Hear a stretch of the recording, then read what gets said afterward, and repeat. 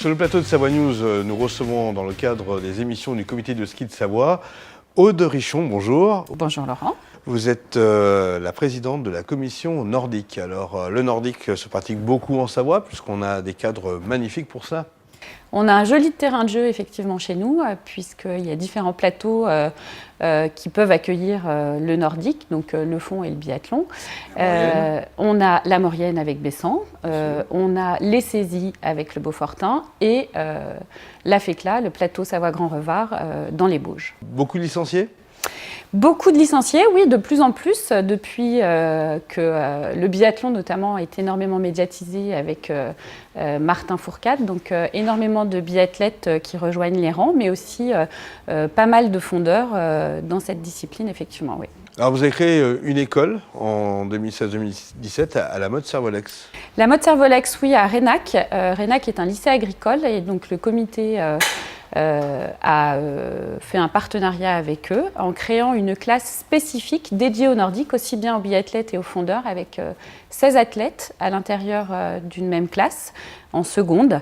Et ce qui est surtout intéressant, en tout cas pour cette classe-là, c'est non seulement ils sont peu nombreux, mais aussi ils ont une libération qui n'est pas calquée sur celle de l'alpin comme c'était le cas jusqu'à présent, mais qui est calquée sur celle des nordiques, à savoir des libérations à la demi-journée et non plus toute une libération au cours de la saison d'hiver.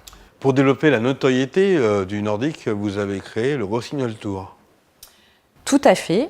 Donc le biathlon Rossignol Tour qui a été mis en place pour la première fois cette année, cette saison-là qui vient de s'écouler, qui est reconduit l'année prochaine parce que ça a très très bien fonctionné avec 4 épreuves qui se déroulent tout au long de l'hiver.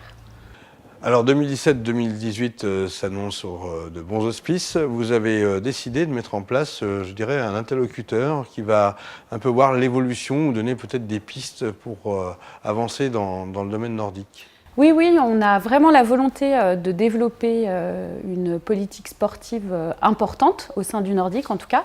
Donc cette année, le comité a décidé de faire appel à un consultant, à la personne de Patrick Rémy, afin justement d'observer un peu ce qui se passe aujourd'hui, de voir les points d'amélioration, ce qui est bon et conserver ce qui est bon, et puis améliorer ce qui a amélioré afin de vraiment développer nos athlètes pour les amener vers le plus haut.